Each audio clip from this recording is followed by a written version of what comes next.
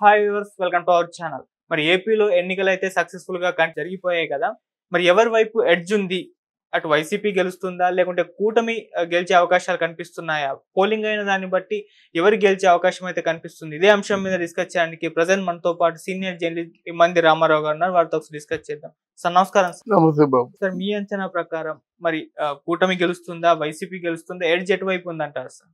ఇది గెలుస్తుందా అనే ప్రశ్నకి సమాధానం ఎవరు చెప్పలేరు బాబు. అలాగని ఏదో చేతిలో బెత్తం పెట్టుకొని చేతిలో సొద్దుముఖ పెట్టుకొని అక్కడ అన్ని సీట్లు లేకపోతే అంతకంటే ఎక్కువ గెలుస్తాయని చెప్పేటువంటి అనలిస్టులు కొంతమంది ఉన్నారు. అలా మనం చెప్పకూడదు కదా. అది కాకుండా జనంలో తీవ్రమైన వ్యతిరేకత వచ్చింది. కొంచెం స్టాండర్డ్ ఉన్నటువంటి సర్వేలు చెప్పారు. అయినప్పుడు కూడా ఎలక్షన్లో ఎప్పుడు కూడా ఫలితాలని ఎవరు చెప్పలేరు. రాత్రి మారొచ్చు మాట. అయితే ఈ మధ్య నేను విన్న ఫలితాలు అన్నిటికంటే ప్రశాంత్ కిషోర్ ఆయన తాలూకు యాంబియన్స్ బాగుంది. ఆయన ఇలా వస్తాయని చెప్పడం కాకుండా యాంబియన్స్ అంటే దాన్ని ఎక్స్ప్లెయిన్ చేసే విధానం బాగుంది గనక నా దృష్టి అంతా ప్రశాంత్ కిషోరు. ఎందుకంటే వాళ్ళు దీంట్లో పుట్టి పెరిగిన వాళ్ళు అంటే ఈ ఎనలైజ్ చేయడంలో సర్వే చేయడంలో మంచి అనుభవం ఉంది, మంచి పేరు ఉంది. అలా గెలిపించుకున్నారు గనక ఒకటి ప్రభుత్వంలో వ్యతిరేకత వచ్చింది. 2 ప్రభుత్వం తాలూకు ఆస్తులు తాకట్టు పెట్టేసుకుంటున్నారనేటువంటి భావన ఏర్పడింది. 3 వాళ్ళ పిల్లల భవిష్యత్తుకి ఇంకా ఏ మార్గం కనబడటం లేదు. ఇలాగా సోంబేరులను చేసేస్తున్నారే. ఇలాగ ఆటో కూడా 10,000 ఇచ్చి అక్కడ 20,000 తీసుకుంటున్నారు. ఏ డబ్బు ఇచ్చినప్పుడు కూడా ఇచ్చినట్టే ఇస్తున్నారు, తిరిగి తీసుకుంటున్నారని తెలిసిపోయింది. రెండోది ఏంటంటే జగనన్న ఈ స్కీములు కాదు కావలసింది, మన డబ్బు మనకి ఇస్తున్నారు. మన డబ్బు ప్రజలు ట్యాక్సుల రూపంలో ఇచ్చినటువంటి ట్యాక్సుల రూపంలో వచ్చే సంపదలోంచి మనకి ఇస్తున్నారు. ఆయన ఎవరు, జగనన్న ఎవరు అనే ప్రశ్నించే స్థాయికి ప్రజలు ఎదిగారు ఈరోజు. తర్వాత ఏంటంటే మాకు విద్య వైద్యం ప్రధానంగా 2 ఇవ్వమన్నారు. అవి ఇవ్వలేదు. విద్య ఆల్మోస్ట్ 4,000 స్కూలు మూతపడ్డాయి. వైద్యం చూసినట్టయితే ఎక్కడా లేదు. మెడికల్ కాలేజీకి శిలాఫలకాన్ని తగిలించడం అనేది it is question of 10,000 rupees. అది కాదు కదా, శిలాఫలకం పెట్టగానే మెడికల్ కాలేజ్ అయిపోతుందా? అలాగే ఎన్ని మెడికల్ కాలేజీలు ఇచ్చారు. తర్వాత ఇల్లు ఇస్తున్నామని చెప్పారు. అంటే 2,35,000 ఇల్లు మీరు ఇచ్చామన్నారు. 10-12 ఇళ్ళైనా మీరు ఇచ్చారా? వాస్తవాలు కనిపిస్తున్నాయి ఇక్కడ. తర్వాత అంతకుముందు ఆల్రెడీ కన్స్ట్రక్షన్ అయిపోయిన ఇల్లును కూడా మీరు ఉపయోగించుకోలేదు. అసలు మీ తాలూకు భావనలన్నీ కూడా అడ్డగోలు వ్యవహారాల్లాగా మీరు అడుగు పెట్టడమే ప్రజావేదికను కూల్చేశారు. దానికి అడ్డానికి 9,000 అయితే కూల్చడానికి 4,000 అయిపోయింది. అదే ప్రజావేదిక అయిపోయింది కదా. తర్వాత ఏం చేశారు? ప్రభుత్వ ఆస్తులన్నీ తీసుకున్నారు. 3 ఈ మద్యపానం నిషేధం చేయకపోతే మళ్ళీ మీ దగ్గరికి ఓట్లు అడగడానికి రానని చెప్పాడు. మరి వచ్చారు కదా. పోలవరం ప్రాజెక్ట్ అంటే ఏమిటో తెలియని మినిస్టర్స్ అనిల్ కుమార్ యాదవ్ ని అంబటి రాంబాబుని పెట్టి 1% దాన్ని ఏదైనా అక్కడికి వెళ్ళి చూడడం జరిగిందా? పోలవరంలో ఎట్లాంటి కన్స్ట్రక్షన్స్ అండి. అసెంబ్లీ ఉంది, న్యాయస్థానం ఉంది, ఐపీఎస్ క్వార్టర్స్ ఉన్నాయి, సచివాలయం క్వార్టర్స్ ఉన్నాయి, మొత్తం 100 అడుగులు రోడ్లు ఉన్నాయి. అవన్నీ పూర్తిగా ఈరోజు నాచు పట్టేసి ఉన్నాయి. అదంతా ప్రభుత్వ ధనాగారం కదా. జగన్మోహన్ రెడ్డిది కాదు, చంద్రబాబు నాయుడిది కాదు, ఆంధ్రదేశం తాలూకు ప్రభుత్వం తాలూకు ఆస్తులు. అలాగే ఆస్తి అలా పాడు చేస్తే ఎవరైనా ఉంటారా?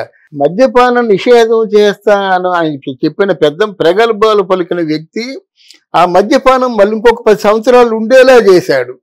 10,000 కోట్ల రూపాయలు మద్యపానం మీద అప్పు చేయడం సిగ్గుచేటు కాదండి. ఇలాగా చాలా వరకు చేసినవన్నీ అంటే భవిష్యత్తు శూన్యం అనిపించుకునేలా చేసి, తర్వాత ఫర్ ఎగ్జాంపుల్ రోజైనా తీసుకుందాం. 12,000 రూపాయలు ఇంట్లో ఉండేది. అటువంటి రోజే ఈరోజు 2,000-3,000 కోట్ల రూపాయలకి ఆస్తిపర్యాలు అయింది. మనమే చెప్పుకున్న ఆవిడకేమో 10 ఇళ్ళు ఉన్నాయని చెప్పేసి, 12 విల్లాలు ఉన్నాయని చెప్పేసి, 10 కార్లు ఉన్నాయని చెప్పేసి, ప్రతి ఒక్కరు కార్లే. ఇక్కడ అంటే నగిరిలో ఒకరు కాదు మినిస్టర్, రోజా మినిస్టరు, రోజా మొగుడు సెలవుమణి మినిస్టరు, ఇద్దరు అన్నదమ్ములు, ఇద్దరు మినిస్టర్లు, మొత్తం మండలాలు పనిచేసుకున్నారు. ఇసుక తవ్వేసి రాళ్ళు తవ్వేశారు. ఎక్కడ సెజ్ భూములు గవర్నమెంట్ భూములు కల్పిస్తే ఆ భూములు కబ్జా చేసేసి ఈరోజు 1000 కోట్లు సంపాదించారు. అలాగే అందరూ సంపాదించారు. అరే ఒక ఎమ్మెల్యే క్యాజినో నడిపించడమా కొడాలని? ఇట్లాంటి సంఘ విద్రోహకరమైనటువంటి చర్యలు చేయడం ద్వారా ప్రజల్లో ఒక అసంతృప్తి, వ్యతిరేకత వచ్చాయి గనక డెఫినెట్గా ఓటర్లలో కూడా ఓటర్లు అంటే ఓటున్న వాళ్ళు. అంతకుముందు ఏమన్నారు, పవన్ కళ్యాణ్కి జేజేలు పలికే వాళ్ళందరూ కూడా ఓటు వేయరు అన్నారు కదా. అప్పుడు జేజేలు పలికిన వాళ్ళే ఇప్పుడు ఓటు హక్కు పొందిన వాళ్ళు అయ్యారు. అందువలన ఇప్పుడు ఏమిటంటే ఎక్కడికక్కడ మునపటి కంటే వీళ్ళ సెలక్షన్ చాలా బాగుంది. ఎవరి సెలక్షను? చంద్రబాబు నాయుడు తాలూకు సెలక్షన్ బాగుంది. ఎంత విచిత్రం కాకపోతే ఈరోజు పవన్ కళ్యాణ్ 15 సీట్లు గెలవబోతున్నాడు. తనతో పాటు 21 సీట్లలో 15 సీట్లు గెలవబోతున్నాడు. తనకిచ్చిన 2 ఎంపీ స్థానాల్లో ఒకటి గ్యారంటీగా గెలుస్తున్నాడు, రెండోది కూడా గెలిచిన ఆశ్చర్యపోనక్కర్లేదు. అటువంటి హోంవర్క్ చేశారు. ఇక్కడ జగన్మోహన్ రెడ్డికి భయం ఎక్కువైపోయి ఆ సిట్టింగ్ ఎమ్మెల్యేలను మార్చేసి తనకి ఎవరో చెప్పిన మాటలు వినేసి మొత్తం ఇక్కడ స్థానభ్రంశం జరిగింది. ఎవరైనా ఎక్కడికి వెళ్ళినా ఏం చెప్పుకుంటారు? జగన్మోహన్ రెడ్డి మాటకి ఎదురు చెప్పలేరు. అలాగని వాళ్ళు గెలిచే సత్తా వాళ్ళకి లేదు గనక కొంచెం వాళ్ళు మిస్ఫైర్ అయ్యారు. ఆ మిస్ఫైర్ ఎవరు చేశారు? జగన్మోహన్ రెడ్డి చేశాడు. ముఖ్యంగా జగన్మోహన్ రెడ్డికి మైకు, జగన్మోహన్ రెడ్డికి ఆత్మ మంచి పనులే చేస్తుంది. ఈ సజ్జల రామకృష్ణారెడ్డి అన్ని జగన్మోహన్ రెడ్డిని నిండా ముంచేసినంత వరకు మనమే గెలిచేస్తామని చెప్పాడు. ఇప్పుడు కదా ఇప్పుడు ఓడిపోతామని ప్రజలు చెప్పడం లేదు. నగిరిలో రోజా చెప్పింది, అంబటి రాంబాబు చెప్పాడు, కొడాల ఎవరు మట్టి వాళ్ళే బయటపడుతున్నారు. వంగ గేజ్ చెప్పింది. అందువలన మనం సెపరేట్గా అవన్నీ టాలీ చేసి రిజల్ట్ వచ్చినాక చెప్పలేదు. ఎవరు మట్టుకు వాళ్ళు ఏ అభ్యర్థులు అయితే నిల్చున్నారో వాళ్ళే చెప్పేస్తున్నారు మేము ఓడిపోతున్నాం అనమాట. విడుదల రజని, అంబటి రాంబాబు, అనిల్ కుమార్ యాదవ్, తర్వాత కొడాలి నాని, రోజా, వీళ్ళందరూ కూడా చెప్పేస్తున్నారు అనమాట. ది సోకాల్ పెద్ద మా కొమ్ములు తిరిగినటువంటి రాజకీయ నాయకులు మేమే అనిపించుకున్నటువంటి అందరూ కూడా వాళ్ళ మట్టుకు వాళ్ళు చెప్పేస్తున్నారు అనమాట. ఈ కారణాల చేత ఇక్కడ జగన్మోహన్ రెడ్డి పూర్తిగా ఆయన మానసిక స్థైర్యాన్ని కోల్పోయాడు. ఆయన తాలూకు ప్లానింగ్ ఏంటంటే వంగా గీత పిఠాపురంలో ఓడిపోతుందని తెలిసి వంగా గీతకి ఉప ముఖ్యమంత్రిగా ఇస్తా ఉన్నాడు.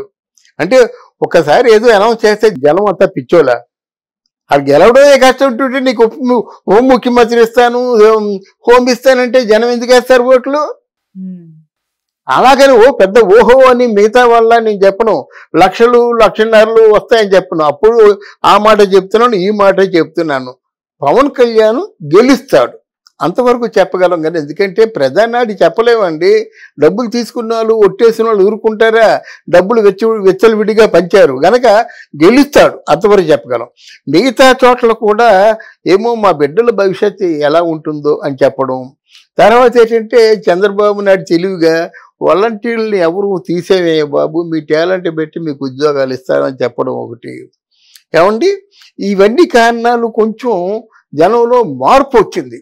జనంలో మార్పు రావడం వలన ఓటు తప్పనిసరిగా ఇక్కడ 110 నుంచి 120 సీట్లు కూటమికి వస్తాయి. తర్వాత పవన్ కళ్యాణ్ చేసిన చాలా తెలివైన పని ఏంటంటే అక్కడ బీజేపీ పార్టీని కూడా కూటమిలో కలపడం. ఆ కూటమిలో ఎంత తెలివితేటలతో కలిపాడంటే పవన్ కళ్యాణ్, అప్పుడు బీజేపీ పార్టీ కూడా దిగుతుందంటే ఈయన తాలూకు అరాచకాలకి అడ్డుకట్ట వేసిన వాడు అవుతారన్నమాట. అలా వేయగలమాట. ఇన్ని కారణాల చేత కూటమి విజయం సాధిస్తుందని 90% నమ్మకంతో మనం చెప్పొచ్చు. డెఫినెట్గా కూటమి విజయం సాధిస్తుంది. ఇక్కడ జగన్మోహన్ రెడ్డికి మాత్రం ఇక రాబోయే రోజులన్నీ కష్టకాలన్నమాట. ఏదో ఎలక్షన్ అయిపోయి ఎంపీ ఎలక్షన్స్ అయిపోయినట్టయితే ఎంపీగా అంటే ప్రధానమంత్రిగా పిఎంగా ఒకసారి సీటు మీద కూర్చున్నట్టయితే అక్కడి నుంచి మొదలవుతాయి జగన్మోహన్ రెడ్డి కష్టాలు. మనకి ఆంధ్రదేశానికి శుభసూచకంగా ఆయన చెప్పినట్టుగా వికసిత్ ఆంధ్రప్రదేశ్గా మనం చెప్పుకోవచ్చు.